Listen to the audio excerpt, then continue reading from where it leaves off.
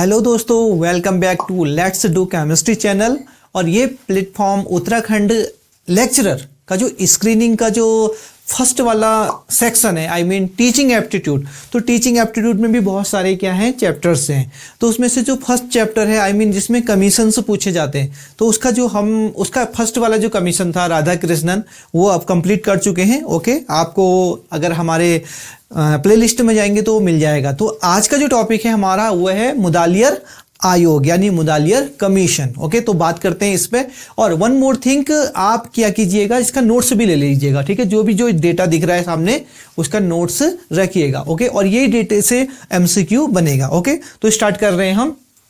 सबसे पहले देखो, जो ये मुदालियर कमीशन था, इसको ही सेकेंडरी एजुकेशन कमीशन से भी जाना जाता है। सेकेंडरी मतलब हो गया कि माध्यमिक शिक्षा आयोग नाम से भी जाना जाता है, क्योंकि इसने पता है सेकेंडरी पे बहुत ज्यादा काम किया है, सेकेंडरी एजुकेशन पे। ठीक है, सेकेंडरी मतलब 10th तक, हाँ, और सीनियर सेकेंडरी होती है 12th तक। ओके, अब बात करते हैं। सबसे पहले ये 1952 में आया और 53 तक इसमें काम किया गया। ओके, अब बात करते हैं सबसे पहले 23 सितंबर 1952 में ये क्या हुआ, क्रिएट हुआ होगा। मुदालियर ने इसे क्रिएट किया होगा, एक कमेटी बनाई होगी और इसे क्रिएट किया होगा। और जो मुदालियर हैं, ये तो इनका सरनेम है, बट इनका जो पूरा नाम था वो था doctor A Lakshman Swami Mudaliar. Okay, keep in mind, Lakshman Swami Mudaliar, note it down. अब बात करते हैं, अब गवर्नमेंट को इन्होंने अपनी रिपोर्ट, पहले रिपोर्ट बनाई होगी, कमेटी होगी। ओके, तो इन्होंने गवर्नमेंट को जो रिपोर्ट सौंपी थी, यहां से भी एमसीक्यू बन सकता है, तो इस डेटा को भी नोट कर लीजिएगा।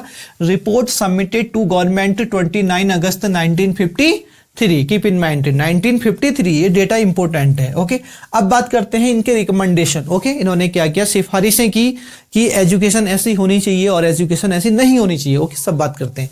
तो न्यू एजुकेशन पैटर्न ऑफ, तो न्यू एजुकेशन पैटर्न ने इन्होंने क्या क्या इंप्लीमेंट किया उस पर बात करते हैं। ओके, तो पहला है सेकेंडरी एजुकेशन। जो सेकेंडरी एजुकेशन होनी चाहिए, सेकेंडरी एजुकेशन मतलब जो 10th तक की एजुकेशन होनी चाहिए, वो 7 से 8 ईयर में कंप्लीट हो जानी चाहिए। ओके, और उसमें जो एज होगी स्टूडेंट की वो 11 to 17, यानी 11 से 17 साल के बीच उसने अपनी सेकेंडरी एजुकेशन कंप्लीट कर लेनी चाहिए। ठीक है, सेकेंडरी मतलब हो गया 10th तक, कीप इन माइंड, और सीनियर सेकेंडरी होता है 12th तक। ओके, नेक्स्ट पॉइंट क्या देखो, 4 और 5 ईयर्स बेसिक एजुकेशन। अब जो बेसिक एजुकेशन है वो बेसिक मतलब जानते हो प्राइमरी। ओके, यानी 1 to 5, वो 4 से 5 साल में आपको कंप्लीट कर लेनी चाहिए। ओके, ये सिफारिश थी इनकी। ओके, थर्ड पॉइंट क्या है देखो, जो 3 साल में उसको क्या पूरी करनी है, या तो सेकेंडरी बेसिक स्टेज कहिए, या जूनियर सेकेंडरी कहिए, या मिडिल कहिए। अब ये 3 ईयर, अब आपको समझ नहीं आ रहा होगा ना मिडिल क्या है, यह 6 to 8, 6, 7, 8, ये 3 साल में कंप्लीट कर लेनी चाहिए। ओके, और इसी को दूसरा नाम से भी जानेंगे, मिडिल भी बोल सकते हैं, सेकेंडरी बेसिक स्टेज और जूनियर सेकेंडरी भी बोल सकते हैं। ओके, ये 3 साल में कंप्लीट कर लेना चाहिए। तो उन्हीं के अकॉर्डिंग आजकल की जो पैटर्न है 6 से 8 तक, उन्हीं के बेस पे है। ठीक है, अब बात करते हैं हायर सेकेंडरी स्टेज। अब हायर सेकेंडरी स्टेज 4 ईयर में कंप्लीट कर लेना है आपको, कीप इन माइंड। ओके, अब एबॉलिश्ड इंटरमीडिएट कोर्स, इन्होंने इंटरमीडिएट कोर्स को हटा दिया। जिसे इंटरमीडिएट हम बोलते हैं ना 10+2 वाला, ठीक है, वो जो कॉन्सेप्ट था उसको उन्होंने रिमूव किया। उसकी जगह पे क्या लाए, इन्होंने 11 और 10th को मर्ज कर दिया, 11th और 10th को मर्ज कर दिया। और यहाँ क्या किया, 12th और ग्रेजुएशन को मर्ज कर दिया। जबकि अभी हमारी जो सोसाइटी में है वो थोड़ा डिफरेंट है, वो 12th 10+2 है। ओके, अभी जो नई एनईपी आ रही है ना, वो उसके अकॉर्डिंग, जो एनईपी 2020 है उसके अकॉर्डिंग फिर क्या बनने वाला है, 5+3+3+4 आने वाली है। बट जो ये ओल्ड डेटा है। ओके, यस, तो इसको कीप इन माइंड, यहीं से एमसीक्यू पूछे जाएगा। ओके, अब है मल्टीपर्पज स्कूल, यहां से एमसीक्यू बना है यहाँ कि मल्टीपर्पज स्कूल यानी बहुउद्देशीय स्कूल की जो रिकमेंडेशन की, सिफारिश की किस आयोग ने की थी, तो वो कौन थे, मुदालियर। मल्टीपर्पज तो जानते, बहुत सारे उद्देश्य को लेकर, यानी बहुत सारा उद्देश्य होना चाहिए स्कूल का। Okay, next point, home science in all girls school, सभी गर्ल्स, सिर्फ जीजीआईसी में, समझ में आ रहा है, गर्ल्स स्कूल में क्या होनी चाहिए, होम साइंस। जबकि ये ड्रॉबैक था कि बॉयज के लिए भी क्या होनी चाहिए थी, होम साइंस होनी चाहिए। क्योंकि यहां पर इस वाले स्टेटमेंट से मुदालियार आयोग में थोड़ा सा सेक्स डिस्क्रिमिनेशन दिखा, ओके, जेंडर डिस्क्रिमिनेशन दिखा कि लड़कियों को ही होम साइंस देनी चाहिए, बट इट्स नॉट गुड। तो home science in all girls school, ये इसकी अच्छी सिफारिश नहीं थी, ओके। लेकिन अभी सभी स्कूलों में यानी जीआईसी और जीजीआईसी दोनों में क्या होता है, होम साइंस होता है। लेकिन अक्सर अभी भी देखा गया है कि गर्ल्स ही होम साइंस लेती है, ओके। तो इस पॉइंट में भी हमें गौर करना है कि बॉयज को भी, बिकॉज वी आर टीचर, तो बॉयज को भी होम साइंस दे, वो भी घर के कामों में सक्षम हो सके, ओके। तो ये पॉइंट को जरा नोट करना, ओके। उसके बाद देखते हैं teacher education training. Teacher education training यानी टीचर बनने के लिए, भाई सभी जन्मजात तो टीचर होते नहीं है, सभी रविन्द्रनाथ टैगोर तो है नहीं ना, यस।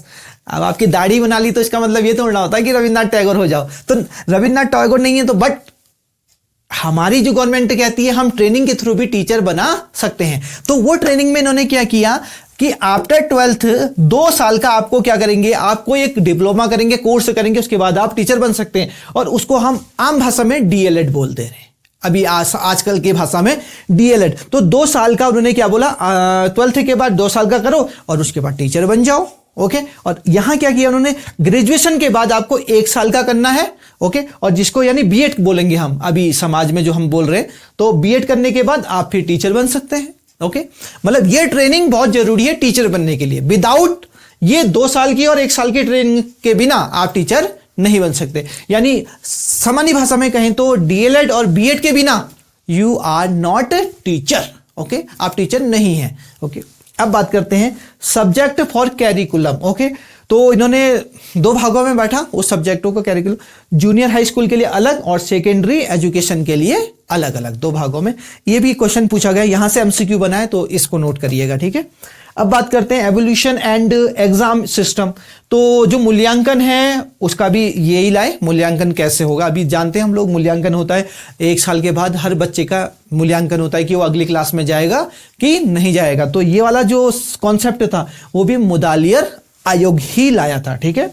अब बात करते हैं student should be evaluate on 5 points. अब उन्होंने कहा कि जो बच्चे का एवेल्यूट हुआ यानी उसका असेसमेंट हो गया, ओके, फिर उसको कुछ ग्रेड दिए जाएंगे या पॉइंट दिए जाएंगे, असेसमेंट होगा, ओके। तो उसके लिए ये 5 पॉइंट डिस्क्राइब किए गए हैं। पहला पॉइंट क्या है, ए फॉर डिस्टिंक्शन, ओके, क्या है, A for distinction, B for credit है, ओके, सी फॉर क्या है, पास, और डी एंड ई फॉर क्या है, फेल और री एग्जाम। अगर आपका पॉइंट क्या आया, डी और ई आया, तो या तो फेल होंगे या आपका एग्जाम दोबारा से करवाया जाएगा, ओके, उसी सब्जेक्ट का जिसमें आपका फेल हुआ है, ठीक है।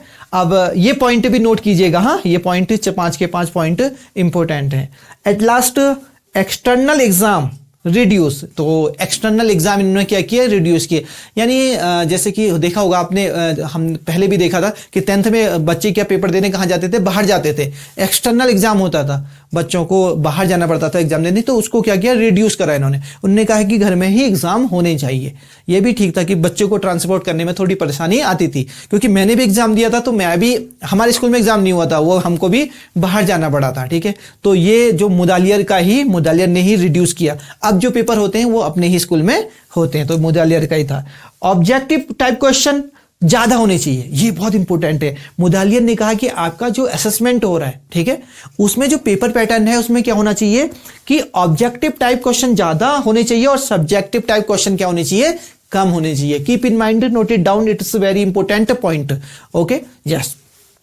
अब बात करते हैं हम टीचर की और या स्कूल की वर्किंग डेज पे, ठीक है। तो वर्किंग डेज कितने होने चाहिए, 200। ये पर सेशन का है, हाँ, एक सेशन में 200 वर्किंग डेज होने चाहिए according to Mudaliar commission, okay. Winter summer vacation होना चाहिए 2 मंथ का, भाई 2 महीने की छुट्टी होनी चाहिए, ओके, यस, 2 महीने की छुट्टी। वीकली 35, एक सप्ताह में 35 पीरियड्स तो लगने ही लगने हैं। कीप इन माइंड, ये तो अभी भी अप्लाई होता है, 35 पीरियड्स या 30 पीरियड्स हर टीचर के होते ही है, ओके। और एक और चीज, हर पीरियड कितना होना चाहिए, 45 मिनट्स। बट ये वाली जो बात है ये अभी लागू नहीं होती, क्योंकि जो विंटर है विंटर वाले स्कूलों में क्या होता है 45 मिनट्स हो सकता है, बट जो समर वाले होते हैं उसमें प्रॉब्लम होती है 45 मिनट्स की, क्योंकि हमें अरेंजमेंट करने में दिक्कत होती है, because I am teacher, okay, तो जानता हूं कि अरेंजमेंट करने में थोड़ी दिक्कत होती है, 45 मिनट्स का पीरियड रखना पॉसिबल नहीं हो पाता है, ठीक है, और भी चीजें होती हैं। तो टोटल सब्जेक्ट इन्होंने क्या बोला सेकेंडरी में, हाँ, यानी 10th की क्लास में टोटल सब्जेक्ट होंगे 7 सब्जेक्ट होंगे, ओके। ये कौन कौन से सब्जेक्ट हैं 7, प्लीज कमेंट करके जरूर बताइएगा, ओके। कीप इन माइंड, ये क्वेश्चन पूछा जाता है, ये कभी कभी एमसीक्यू बनेगा कि जो मुदालियर के अकॉर्डिंग सेकेंडरी स्टेज में सब्जेक्ट हैं 7, उसमें से कौन नहीं है, ऐसे क्वेश्चन जरूर बनेगा। तो आप कमेंट जरूर कीजिएगा कि कौन से 7 सब्जेक्ट सेकेंडरी स्टेज में होते हैं अकॉर्डिंग टू मुदालियर आयोग, ओके। तो ऑल दीज स्टेटमेंट्स और दीज कॉन्सेप्ट, ये सारी चीजों को आपको क्या करना है, नोट डाउन करना है, ओके। और कमेंट करिएगा कि वीडियो कैसी लगी, और इसके बाद का जो नेक्स्ट टॉपिक होगा वो हम जल्दी लेके आएंगे, और वीडियो कैसी लगी बताना बिल्कुल मत भूलिएगा, ओके। और कमेंट जरूर कीजिएगा, शेयर भी जरूर कीजिएगा, ओके, बिकॉज हमें शेयर करने से मोटिवेशन मिलता है, ओके। सो तब तक के लिए हैप्पी लर्निंग एंड नमस्कार।